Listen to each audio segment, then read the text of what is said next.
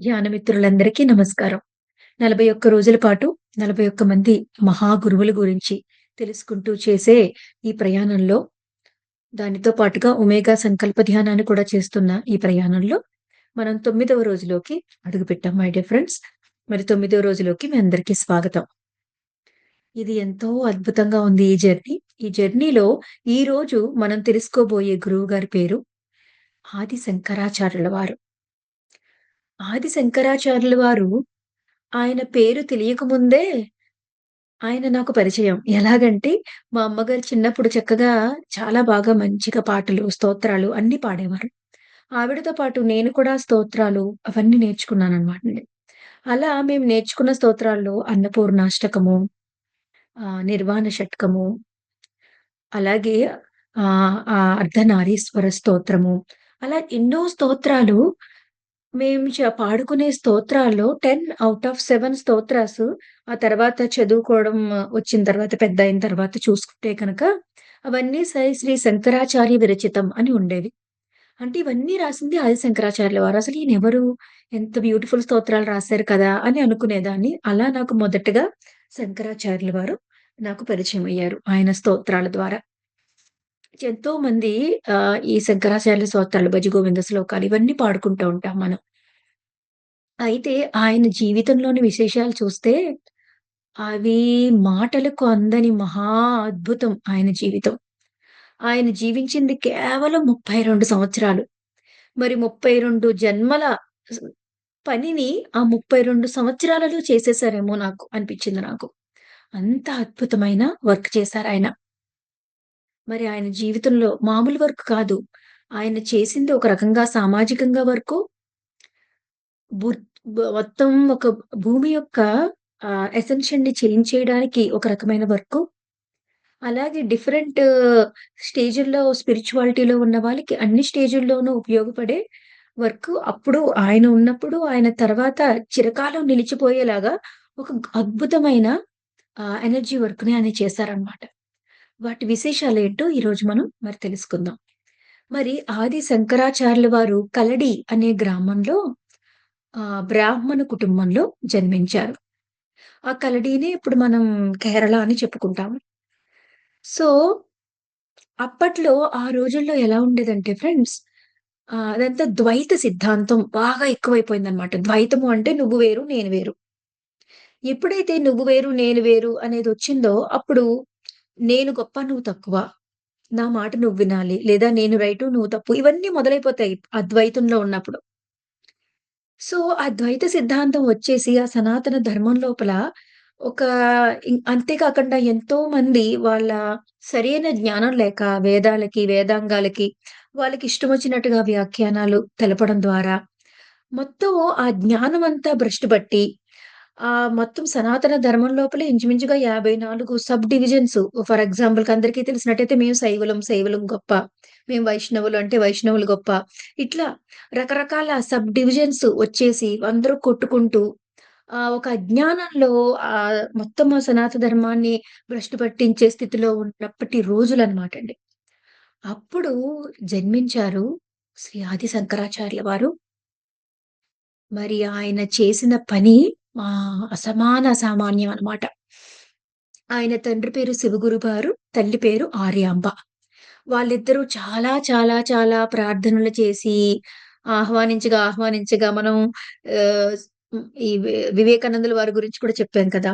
ఎంతో సాధన చేసి ఆహ్వానించిన బిడ్డలు మరి ఎలా ఉంటారనే గురించి తల్లిదండ్రులిద్దరూ ఎంతో సాధన చేసి ఎంతో గొప్పగా వెయిట్ చేసి ఆరాధన చేసి ఆవాహన చేసిన తర్వాత పుట్టినాయనే ఆదిశంకరుల వారు. అప్పటికే వాళ్ళకి పెద్ద వయసయ్యాకనే పుట్టారు. ఆదిశంకరులు పుట్టిన తర్వాత 5 సంవత్సరాలకి ఆయనకు ఉపనయనం చేశారు. 5 సంవత్సరాల కంటే ముందే ఉపనయనం చేయడానికి ముందే ఆయన మొత్తం వ్యాకరణాలు, కావ్యాలు, పురాణాలు మొత్తం అన్నీ ఆళ్ళు నేర్చేసుకున్నారు. ఉపనయనం అయిన తర్వాత వేదాలకెళ్తారు. అందుకని ఆగారు. ఉపనయనం అవ్వగానే వేదాలు, వేదాంగాలు అవన్నీ కూడా నేర్చుకున్నారనమాటండి. ఆయన 5 సంవత్సరాల తర్వాత తండ్రి గారు చనిపోయారు. తల్లిగారు ఆర్యాంబ గారు ఆవిడే పెంచుతూ ఉన్నారు. ఈయన మొత్తం ఇవన్నీ ఆయన ఒక గొప్ప ఏకసంతాగ్రహ అనమాటండి. మొత్తం అన్నిటిని నేర్చేసుకున్నారు. చిన్నప్పటి నుంచి ఆయనకి సమాధి పొందాలి, నేను సన్యాసం తీసేసుకోవాలని అంత చిన్న వయసులోంచి విపరీతమైన తపనుండేదనమాట. వాళ్ళ అమ్మగారేమో ఒప్పుకునేవారు కాదు. ఒప్పుకోకపోతే ఆయన ఆయుష్షు కూడా ఎంత గమ్మత్తుగా అంటే 8 సంవత్సరాలకి చనిపోవలసింది. 8 సంవత్సరాలు ఆ ఆయుష్ యాడ్ అవుతుంది. 16 సంవత్సరం వచ్చిన తర్వాత సప్తఋషులు వాళ్ళ తపోశక్తితో ఇంకొక 8 సంవత్సరాలు ఇస్తారాయనకి. 16 సంవత్సరాలు అయిన తర్వాత మళ్ళీ పరమేశ్వరుడు అనుగ్రహంతో ఇంకొక 16 సంవత్సరాలు. మొత్తం 32 సంవత్సరాలే ఆయన జీవించారనమాట. అయితే ఆళ్ళమ్మగారు సన్యాసం తీసుకోవడానికి ఒప్పుకోవట్లేదు. అప్పుడు ఏం జరిగిందంటే ఒకసారి కొలంలో ఉన్నప్పుడు వచ్చి ఒక ముసలి ఆయన్ని పట్టుకుందనమాట. ఆ ముసలి పట్టుకుంటే, అప్పుడు ఇంక బాధతో అరవడం మొదలుపెడతారు. ఆ గట్టు మీద ఉన్న వాళ్ళ అమ్మగారు చాలా కంగారు పడిపోయి, చాలా ఇదైపోతారనమాట. అయితే ఆళ్ళమ్మగారిని, "అమ్మ నేను చనిపోబోతున్నాను. ముసలి పట్టేసుకుంది. నీళ్ళలో ముసలి పట్టుకుంటే వదలదు. ఇప్పుడైనా నాకు అనుమతించు నేను సన్యాసం తీసుకుంటాను. కనీసం చనిపోయేటప్పుడైనా సన్యాసిగా చనిపోతాను. లేదా సన్యాసిగా మరొక జీవితం మొదలుపెడతాను" అని చెప్తే, అప్పుడు వాళ్ళ అమ్మగారు ఒప్పుకోవడం జరుగుతుంది. అప్పుడు ఆ సన్యాసం స్వీకరించే మంత్రాలను ఆయన చదువుకుంటుండగా ఆశ్చర్యంగా ఆ ముసలనేది వెళ్ళిపోతుందనమాట వదిలేసి. అంటే కాగల కార్యం గంధర్వులే తీర్చినట్టు ఆహ్, జగన్నాటకం జరిగి అక్కడ ఆయన సన్యాసిగా మారతారు. అలా అవ్వక ముందు అవ్వక ముందు అవ్విన కొత్తలో జరిగిన కొన్ని కొన్ని సంఘటనలు ఏమిటంటే, ఆయన వాళ్ళ అమ్మగారు ఏం చేస్తారంటే అండి, వెళ్లి ఆ పూర్ణ నది అని ఒక నది ఉంటదక్కడ. ఆ పూర్ణ నది దగ్గరికెళ్లి స్నానం చేసి అక్కడి నుంచి ఆ వాటర్ తెచ్చుకొని అభిషేకం చేయడమే చేస్తూ ఉంటారనమాట. అలా వెళ్తుంటే ఆ నదికి వెళ్ళే దారిలో అలసట వల్ల ఆవిడ కళ్ళు తిరిగి పడిపోతారు. అలా పడిపోతే అప్పుడు ఆ మహా సంకల్ప శక్తితో ఆయన పూర్ణా నదిని ప్రార్థిస్తారనమాట. మా అమ్మ రాలేకపోతుంది. నువ్వు మా ఇంటి దగ్గరికి రా అని. ఆ నది పాయ తన ఆహ్, వేని మార్చుకొని వాళ్ళ ఇంటి ముందు నుంచి పారడం మొదలుపెడుతుంది. అప్పుడు అందరూ చాలా ఆశ్చర్యపోతారనమాట. ఆయన యొక్క ఆ సంకల్ప శక్తి, ఆ కనెక్షన్ అనేది అంత స్ట్రాంగ్‌గా ఉండేదనమాట. అలాగే సన్యాసం స్వీకరించిన కొత్తలో చిన్న బాలుడుగా ఉన్నప్పుడు ఒక చోట భిక్షాటనకెళ్తే వాళ్ళ దగ్గర పాపం వెయ్యడానికి ఏమీ ఉండదు. ఏమీ లేక ఒక్క ఉసిరికాయ ఉంటదనమాటండి ఆవిడ దగ్గర. ఉపవాసం చేస్తా ఉంటది. ఉపవాసం అయిపోయిన తర్వాత తినడానికి ఒక చిన్న ఉసిరికాయ ఎంచుకుంటది. ఆయన భిక్షకొస్తే ఆ ఒక్క ఉసిరికాయ ఆ అమ్మాయి ఏసేస్తదనమాట. వేసేస్తే చూడండి ఆవిడ ఎంత అద్భుతమైన ఆవిడో. అప్పుడు అది చూసి కనకధార స్తోత్రాన్ని అది కూడా వన్ ఆఫ్ మై ఫేవరెట్ స్తోత్రం అన్నమాట. కనకధార స్తోత్రం. కనకధార స్తోత్రాన్ని కూడా పాడినవారు శంకరాచార్యుల వారు. కనకధార స్తోత్రం పాడితే బంగారు ఉసిరికాయల వర్షం కురుస్తుందన్నమాట. ఇప్పటికి ఆ ఇల్లు మనకి చాలా మంది చూస్తారు. అక్కడే ఉందన్నమాటండి. సో, ఇలా జరుగుతూ ఉండగా సన్యాసం తీసుకున్న తర్వాత ఆయన భారతదేశ యాత్ర మొదలుపెట్టారు. భారతదేశ యాత్ర మొదలుపెట్టిన తర్వాత గురువుగారి కోసం చూసుకుంటూ ఉండగా, నర్మదా నదీ తీరంలో గోవింద భగవత పాదుల వారు గురువుగారుగా ఆయనకి దొరుకుతారనమాట. ఆ గోవింద భగవత పాదుల వారి దగ్గరికి వెళ్ళి, అక్కడ ఆయన అద్వైత సిద్ధాంతాన్ని, ఆ సిద్ధాంతపు యొక్క లోతుల్ని, వేదాల యొక్క బ్రహ్మ వాక్యాల యొక్క గాఢమైన సారాన్ని అన్నిటిని కూడా ఆయన అనుభవంలోకి తెచ్చుకుంటారనమాట. మరి భగవత్పాదుల వారు చెప్తారు, "నాయనా ఈ మొత్తం ఈ ప్రపంచం అంతా ఇలా అయిపోతుంది. నువ్వు ఈ అద్వైత సిద్ధాంతాన్ని మొత్తం వెళ్లి అన్ని చోట్లకి చాటాలి. బ్రహ్మవాక్యాలకి నువ్వు వివరణ రాయాలి" అని చెప్తారనమాట. బ్రహ్మవాక్యాలంటే ఏంటంటే మై డియర్ ఫ్రెండ్స్ వేదాలు.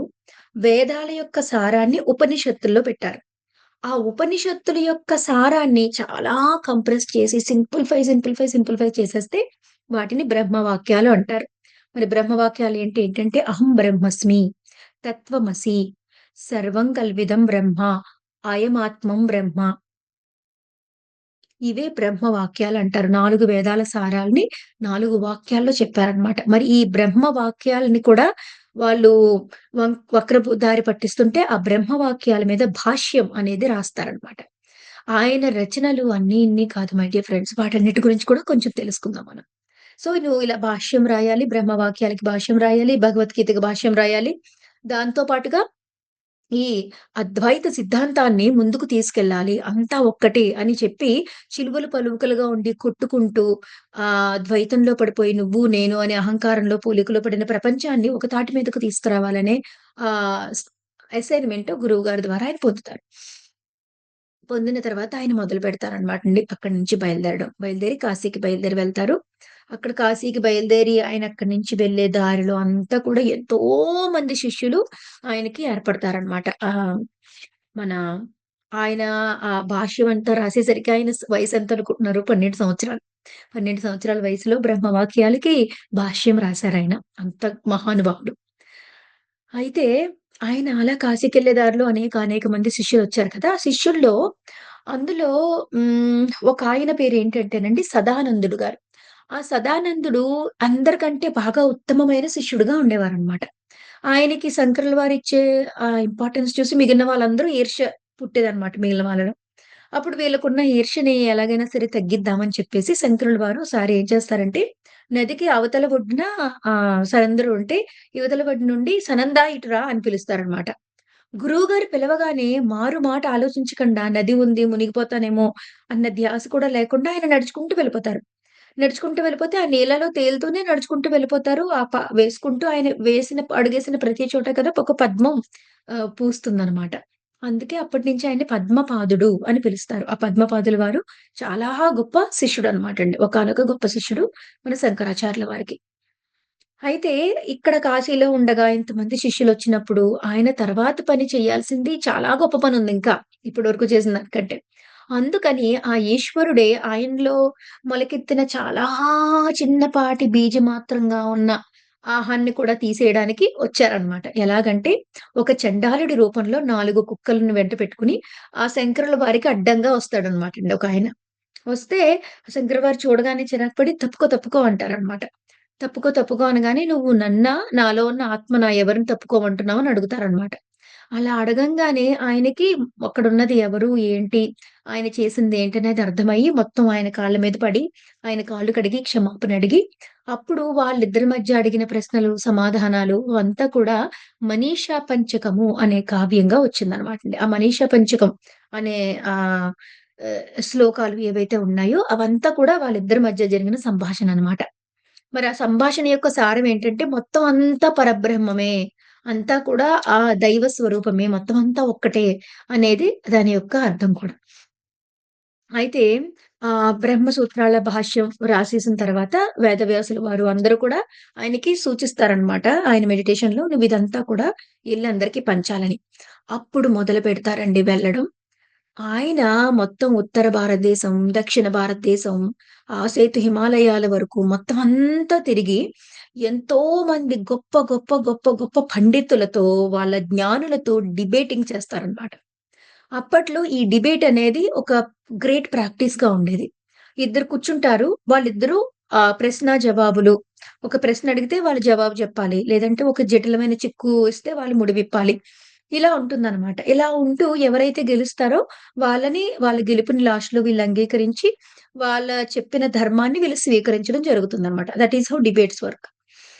అప్పుడు ఏమైందంటే ఆయన ఇంకా ఆ డిబేటింగ్ చేయడం మొదలుపెట్టారు. ఎలా వింటారు?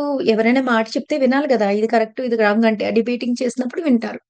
ఆయన అలా చేయడం మొదలుపెట్టినప్పుడు అలా ప్రయాణం చేస్తూ ఉండేవారనమాటండి. కంచికాంపోటి పీఠం, శృంగేరి అలాగా ఒక్కొక్క దాన్ని గెలుచుకుంటూ అక్కడ పీఠాలు స్థాపిస్తూ వెళ్ళినప్పుడు, మధ్యలో ఒక చోట శ్రీశైలం దగ్గర అటకేశ్వర అడవుల్లో ఒక్కొక్కసారి తపస్సు చేసుకోవడానికి కూర్చున్నారట. ఆ శ్రీశైలం దగ్గర అటకేశ్వర అడవుల్లో కాపాలికులుండేవారటండి. నాకు ఈ స్టోరీ భలే నాకు కనెక్ట్ అయింది మన పాకలపాటి గురువు గారి స్టోరీతో. అంతకుముందు మనం చెప్పుకున్నాం కదా! పాకలపాటి గురువుగారి గురించి. ఆయన కూడా అక్కడ శ్రీశైలం దగ్గర అక్కడ అడవుల్లోనే వైజాగు, శ్రీశైలం అటువైపు అడవుల్లో ఉండేవారనమాట. ఉంటూ అదే విషయం ఇక్కడ కూడా చెప్పబడింది. అటకేశ్వరం దగ్గర అడవుల్లో, శ్రీశైలం దగ్గర అడవుల్లో ఆయన తపస్సు చేసుకున్నప్పుడు అక్కడ కాపాలికులు నరబలి ఇస్తూ క్షుద్ర శక్తులు చేసే కాపాలికులు ఉండేవారట. ఆ కాపాలికులు ఆయన్ని పట్టుకొని ఆయన్ని బలివ్వబోతుంటే, సాక్షాత్తు ఆ ఈశ్వరుడే నరసింహ రూపంలో వచ్చి వాళ్ళ నుంచి కాపాడారనమాటండి. అప్పుడు ఆయన రాసింది లక్ష్మీ నరసింహ కరావలంబి స్తోత్రాన్ని అప్పుడు రచించారు ఆయన. మరి అప్పుడు నాకనిపించింది శ్రీశైలం దగ్గర అడవుల్లో ఇలా ఉండేవారు అంటే, అప్పటి ఎనర్జీసు తర్వాత కూడా ఎన్నో ఏళ్లైనా సరే అవలా ఉండిపోయి కంటిన్యూ అవుతుంటే, మళ్ళీ పాకలపాటి గురువుగారు అదే ప్రాంతంలో సంచరిస్తూ మొత్తం దాన్నంతా ప్రక్షాళన చేశారనమాట అని నాకు అప్పుడు అర్థమైందనమాట. మరింత బాగా అర్థమైంది. అయితే అలా జరిగిందనమాట. ఆ తర్వాత అలా మొత్తం ఒక్క చోటికి వస్తూ ఉంటే ఆహ్, అక్కడ ప్రయాగలోని మాదేశ్వరం దగ్గర ఒక గొప్ప పండితులు, మహాజ్ఞాని ఉన్నారనమాట. Wife and husband. వాళ్ళిద్దరూ కూడా చాలా గొప్ప పండితులు. ఆయన పేరేంటంటే మండన మిశ్రుడు. ఆ మండన మిశ్రుడితో వాదనకి దిగుతారనమాట. మరి వాదనకి దిగినప్పుడు ఒక జడ్జ్ ఉంటారనమాటండి అక్కడ. ఆ జడ్జి కింద ఎవరిని పెట్టారంటే స్వయాన మండన మిశ్రుడు గారి భార్య ఆహ్, భారతి భారతి గారు ఉంటారనమాటండి. ఆ భారతి గారు కూడా మండన మిశ్రుడు అంతటి ఇంకా ఆయన్ని మించిన జ్ఞాని ఆవిడ. అంటే ఆ లేడీస్ కూడా ఎంతటి జ్ఞానవంతులు ఉండేవారు అప్పటినుంచి కూడా. అయితే ఆ మండన మిశ్రుల వారు ఈయన మధ్య సంవాదం రోజులు, పదుల రోజుల తరబడి జరిగిందనమాట. ఆవిడ ఏం చేశారంటే ఇద్దరి మెడల్లోనూ ఒక పూలమాలలు వేశారు. ఆ వాదన చేసేటప్పుడు ఎవరి పూలమాలైతే వాడిపోతుందో అంటే వాళ్ళ లోపల భయము, నేను ఓడిపోతానేమో అన్న భయము, లేదా నాది కరెక్ట్ కాదన్న అభిప్రాయము వాళ్ళకి ఏర్పడి ఆళ్ళ యొక్క వాళ్ళ యొక్క ఆలోచనలతో పువ్వులు మాడతాయన్నమాట. అలా కాకుండా అలైన్ అయ్యుంటే పువ్వులు మాడవు. ఎవరి పువ్వులు మాడిపోతాయో వాళ్ళు ఓడిపోయినట్టు చెప్తారు. చెప్తే ఆ మండన విసురు గారి మెడలో ఉన్న పువ్వులు తర్వాత కొన్నాళ్ళకి వాడిపోతాయన్నమాట.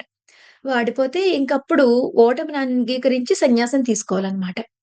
అయితే ఆ సమయంలో కరెక్ట్‌గా భారతీదేవి గారు అడ్డుపడతారు. ఆవిడ అడ్డుపడి నా హస్బెండ్ ఓడిపోతే ఓడిపోయినట్టు కాదు. నన్ను కూడా ఓడించాలి అని చెప్పి ఆవిడ దిగి, ఆవిడ చిక్కు ప్రశ్నలు, జటిలమైన ప్రశ్నలు అడగడం మొదలుపెడతారు.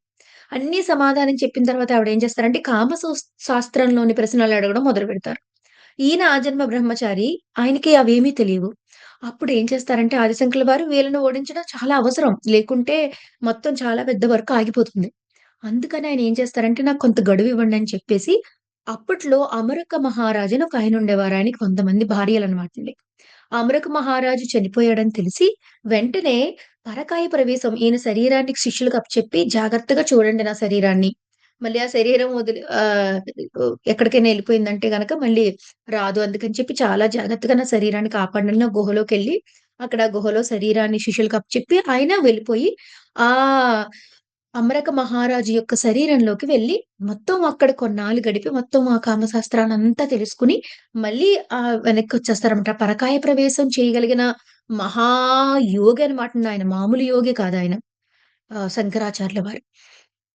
వచ్చేసిన తర్వాత అప్పుడు మళ్ళీ భారతీదేవి గారితో కూర్చొని సంవాదం జరిపి మొత్తం అన్నిట్లికి సమాధానాలు చెప్తారు. సమాధానం చెప్తే అప్పుడు మండన మిశ్రుల వారు సన్యాసం స్వీకరించి సురేశ్వరాచార్యుడు అవుతారనమాటండి. అప్పుడు భారతీదేవి గారు ఇంక నేనింకా బ్రహ్మంలో కలిసిపోతాను. నేను చనిపోతానింకా. మా సంసారం నుంచి బయటకొచ్చేసాము. హస్బెండ్ సన్యాసం తీసుకున్నారంటే, కాదు. మీరు మహాజ్ఞాని. మీరు చేయాల్సిన పనుంది అని చెప్పేసి ఆవిడని శృంగేరి శారదా పీఠానికి ఆవిడని ఆచార్యుల వారిగా భారతీదేవి గారిని పెడతారన్నమాట. అందుకే శృంగేరి శారదా పీఠంలో ఉన్న సాంప్రదాయాన్ని భారతీ సాంప్రదాయం అని కూడా అంటారనమాట. అలాగే తర్వాత తుంగా నదీ తీరంలో సరస్వతి దేవాలయం పెట్టి, అక్కడ గోవర్ధన పీఠం పెట్టి అక్కడ పూరి ఆహ్, పద్మపాదుల వారిని అక్కడ పెడతారు. అలా ఒక్కొక్క చోట దక్షిణ దేశంలో పాండ్యరాజుల సహాయంతో సార్ధేయులు, గానపత్తులు, అలాగే కాపాలికులు అక్కడున్న వాళ్ళందరూ కొంతమంది చాలా మంది అనాచారాల్లో ఉండేవారనమాట. అనాచారాలన్నిటిని ఆపించి మళ్ళీ వాళ్ళందరికీ అక్కడ పీఠాలు స్థాపించి అక్కడొక శిష్యుడిని అక్కడ పెట్టి అలా మొత్తం ఉత్తర భారతదేశం, దక్షిణ భారతదేశం, ద్వారక, గంగా నదీ తీరం, కాశీలోని పండితులు అలా మొత్తం ఆ మూల నుంచి ఈ మూల వరకు భారతదేశాన్ని అంతటిని ఆయన జ్ఞాన డిబేటింగ్‌లో నగ్గుకుంటా వచ్చి అక్కడ సరైన జ్ఞానాన్ని చెప్పి, అద్వైత సిద్ధాంతాన్ని చెప్పి వాళ్ళకి అర్థమయ్యేలాగా వాళ్ళ అపోహలన్నీ తొలగించుకుంటూ వచ్చారనమాట. ఇలా వచ్చిన ఈ సందర్భంలో మధ్యలో ఒకసారి తల్లిగారి మరణం సంభవిస్తుంది. ఇక్కడ కూడా ఎంత అద్భుతం అంటే మై డియర్ ఫ్రెండ్స్, ఏది కూడా మూఢనమ్మకాలకి అతీతులు వీళ్ళందరూ కూడా. శాస్త్రీయ దృక్పథమే తప్ప మూఢనమ్మకాలు అలాగే దాన్ని గ్రుడ్డిగా పాటించడం ఉండదు. మామూలుగా అయితే సన్యాసం తీసుకున్నప్పుడు తల్లిగారిని ఓకే. అంత్యక్రియలు చేయకూడదనమాట. కానీ శంకరులు వారు తల్లికి మాటిస్తారు. "నువ్వెప్పుడు తలుచుకున్నా నేను నీ దగ్గరకొస్తాను. నీ మరణ సమయంలో గూడా నేనొచ్చి నీ ప్రాణాలు నా ఒడిలోనే నువ్వు వదులుతావు. నీకు అంత్యక్రియలు నేను దగ్గరుండి చేస్తానని" మాటిచ్చి వెళ్తారనమాట. అప్పుడు ఆ తల్లిగారొచ్చినప్పుడు మళ్ళీ ఆవిడకి అంత్యక్రియలన్నీ చేస్తారు. ఇదే విషయం నేను యుక్తేశ్వర గిరి గారి దగ్గర కూడా చదివానండి. ఒక యోగాత్మ కథలో. యుక్తేశ్వర గిరి గారు కూడా ఆయన కూడా గిరి సన్యాసులు. సన్యాసుల ఆశ్రమంలోనే ఉంటారు. అయినా కూడా వాళ్ళ తల్లిగారిని మధ్యలో వెళ్లి ఆవిడ యోగక్షేమాలు చూడడము. అలాగే ఆ తల్లిగారి అంత్యక్రియలు ఆయనే దగ్గరుండి చేయడం జరుగుతుంది. అలాగే యోగానంద గారికి కూడా సన్యాసం ఇచ్చినప్పుడు ఏ రిచువల్స్ పాటించరనమాట. జస్ట్ ఒక కండువా అది ఆయన మీద వేసి "నువ్వు సన్యాసం అయిపోయావయ్యా! ఇదంతా ఒక మానసికమైనది. ఈ పై తంతులు అవసరం లేదు. నీ మనసులో నువ్వెప్పుడో సన్యాసానికి అయిపోయావు. రెడీగా ఉన్నావని" చెప్తారనమాట. అంటే తంతుల్ని కొట్టిపడేయక్కర్లేదు. అలాగను మనకున్న భావస్థితి, మనకున్న జ్ఞాన స్థితిని బట్టి వాళ్ళు ఏం చేసినా సరే వాళ్ళు కరెక్ట్ అనమాటండి అది. అజ్ఞాన స్థితిలో భయంతో ఉండి చేసేది కాదనమాట. ఆ జ్ఞాన స్థితిలో ఉండి చేస్తారు. అందువల్లే సన్యాసి అయినా సరే ఆయన తల్లిగారికి ఆ కర్మకాండలన్నీ చేశారనమాటండి. అలాగా ఆయన ప్రయాణం సాగించి, సాగించి మొత్తం భారతదేశం అంతా జయించుకుంటూ వెళ్లి, మొత్తం ఈ జ్ఞానాన్ని అందరికీ పంచి, ఆఖరికి బదరీ క్షేత్రంలో అక్కడ అలకనంద నదిలో ఉన్న ఒక విష్ణుమూర్తి విగ్రహం ఉంటదనమాట. దాంతో మళ్ళీ బదరీనారాయణ క్షేత్రాన్ని స్థాపించి, అక్కడ జ్యోతిర్మఠాన్ని పెట్టి, అక్కడ తోటకాచార్యుల వారు అనే మళ్ళీ ఇంకొక శిష్యుని పెట్టి, అలా ఆయన ప్రయాణాన్ని కొనసాగిస్తూనే ఉన్నారు. కొనసాగించి, కొనసాగించి ఆఖరికి కేదార్‌నాథ్ చేరుకుని ఆయన 32వ సంవత్సరంలో ఆయన మహాసమాధి చెందారనుకోండి. ఇప్పుడు ఆయన చేసిన ఎనర్జీ వర్క్ గురించి చెప్తానండి మీకు. ఆయన అనేక దేవాలయాల్లో శ్రీచక్ర మేరువుల్ని స్థాపించారు. అంతకుముందు శ్రీచక్ర మేరువులు అక్కడ లేవు. ఇక్కడ శ్రీచక్రం అనేది ఒక యంత్రం. మంత్రము, యంత్రము, తంత్రము 3 ఉన్నాయి మనకి. సో, ఈ మంత్రము అంటే ఏంటంటే అండి, ఆ మంత్రం అనేది ఒక సౌండ్. ఆ సౌండ్ ఏం చేస్తదంటే మైండ్‌ని ప్యూరిఫై చేస్తుంది. అలాగే మనలో ఉన్న ఎనర్జీని అవేకెన్ చేస్తుంది. డివైన్ ఎనర్జీతో అలైన్ చేస్తుంది. అది మంత్రం. యంత్రం ఏంటంటే ఆ ఎనర్జీని హోల్డ్ చేస్తుంది. ఆ ఎనర్జీని ఇంకా ఎంపవర్ చేస్తుంది. ఆ ఎనర్జీని ప్రొటెక్ట్ చేస్తుంది. అది యంత్రం. మరి తంత్రము అంటే ఏంటంటే ఈ మంత్రాన్ని, ఈ యంత్రాన్ని కలిపి సాధన చేసి ఆ శక్తితో గొప్ప కార్యాల్ని సాధించడమే తంత్రమనమాట. సాధనే తంత్రం. అయితే ఈ ఇది యంత్రం ఏంటంటే అండి, మన సనాతన దేవాలయాలన్నీ కూడా ఎంతో గొప్ప ఎనర్జీ సోర్సెస్ అక్కడి నుంచి శక్తివంతమైన ఎనర్జీ పోర్టల్స్ ఉంటాయన్నమాట. ఎనర్జీ పోర్టల్స్ ద్వారా ఆ పాజిటివ్ ఎనర్జీ మొత్తం అక్కడ బ్రాడ్‌కాస్ట్ అవుతూ, ఆ ప్రదేశాన్ని సంరక్షిస్తూ, అక్కడ కూర్చొని మెడిటేషన్ చేసినప్పుడు మనం పై స్థాయికి వెళ్ళేలాగా మన ఆధ్యాత్మిక ప్రగతిని కల్పిస్తూ, ఎంతో జ్ఞానాన్ని నిక్షిప్తమై ఉన్న ఆలయాలు. ఆ ఆలయాలు ధ్వంసం చేయడం వల్ల, ఎంతో హింస చేయడం వల్ల, అజ్ఞానంలో కూరుకుపోవడం వల్ల, దానివల్ల కొన్ని బ్లాక్ నెగెటివ్ ఫోర్సెస్ అన్నీ కలిపి కొన్ని దేవాలయాలను ఆక్రమించుకోవడం. కొన్ని దేవాలయాల్ని ఆ వర్కు సరైన స్థాయిలో ఆ దేవాలయం నుంచి జరగాల్సిన వర్క్‌ని జరగకుండా ఆపేయడం జరిగినప్పుడు, ఈయన ఒక పక్కన సమాజాన్ని ప్రక్షాళన చేస్తూ, మరొక పక్క ఈ ఎనర్జీ వర్క్ చేయడం కోసం అనేకానేక దేవాలయాల్ని దర్శించి, అక్కడ శ్రీచక్ర మేరువుల్ని అంటే ఆ శక్తిని ఇంకా ఎంపవర్ చేసి ప్రొటెక్ట్ చేసే యంత్రాలని అందులోనూ ఆ యంత్రాలన్నిటిలోనూ శ్రీచక్ర రాజము యంత్రాల్లోనే కింగ్ శ్రీచక్రం. ఆ శ్రీచక్ర లలితా పరమేశ్వరి యొక్క చక్రరాజ మేరువుని అది కూడా మామూలుగా కాదండి. ఆ మేరువు పైకి స్టెప్స్ కిందొచ్చే మేరువుని అక్కడ ప్రతిష్ఠించడం జరిగిందనమాట. అలా ఎన్నో దేవాలయాలు విజయవాడ కనకదుర్గ దేవాలయంలో, తిరుపతిలో, శారదాంబ దేవాలయం కర్ణాటకలో, కొల్హాపురి మహాలక్ష్మి దేవాలయంలో, కంచి కామాక్షి దేవాలయంలో, నెల్లూరు కామాక్షి దేవి దేవాలయంలో, అలాగే నిమిషాంబికాదేవి మైసూరులో ఉన్న దేవాలయంలో, కర్ణాటక మీనాక్షి దేవి, కొల్లూరు మూకాంబికాదేవి, శ్రీశైలం భ్రమరాంబికాదేవి, కాశీ కాళీదేవి అని తమిళనాడులో అలా ఇంకా ఎన్నో ఎన్నో దేవాలయాలు ఇవన్నీ కూడా ఒక శక్తి స్పాట్స్ అన్నమాటండి. Energy portals.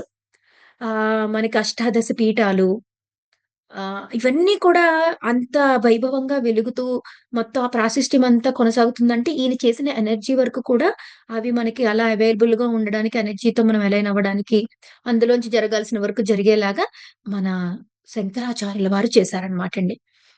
ఇది యంత్రం పని. ఇంకా మంత్రం తీసుకుంటే గనక ఆయన ఎన్ని రచనలు చేశారండి. మనకి బ్రహ్మసూత్రాల్ని భగవద్గీతని డైరెక్ట్‌గా అర్థం చేసుకోలేం. కానీ భాష్యం ఉంటే అలాంటి భాష్యం శంకరాచార్యుల వారు లాంటి వాళ్ళు చేస్తే ఆయన బ్రహ్మసూత్రాలకి భాష్యం రాశారు. ఈశావాస్యోపనిషత్తుకి భాష్యం రాశారు. మండకోపనిషత్తుకి, తైత్రీయోపనిషత్తుకి, ఛందోగ్యోపనిషత్తుకి, కేనోపనిషత్తుకి అలా మొదలుకొని 18 ఉపనిషత్తులకి ఆయన భాష్యాన్ని రాశారండి. అంతేకాదు భగవద్గీత భాష్యం, విష్ణు సహస్రనామాల భాష్యం, లలిత త్రిశతి యొక్క భాష్యం రాశారు.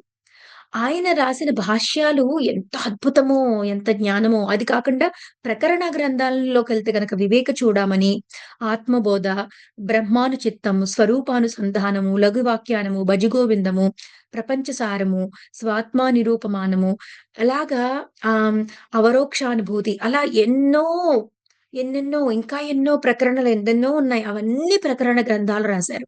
అవి కాకుండా మెడిటేటివ్ వెర్సెస్ అంటే ధ్యాన స్థితిలో మనల్ని మరింత ధ్యానంలోకెళ్ళేలా చేసే మెడిటేటివ్ వెర్స్ రాశారండి. చూడండి ఎంత బాగా ఉందో దాని పేరు కూడా మెడిటేటివ్ వెర్స్ ధ్యానానికి ఉపయోగించుకోవాల్సిన స్తోత్రాలు ఇవన్నీ కూడా.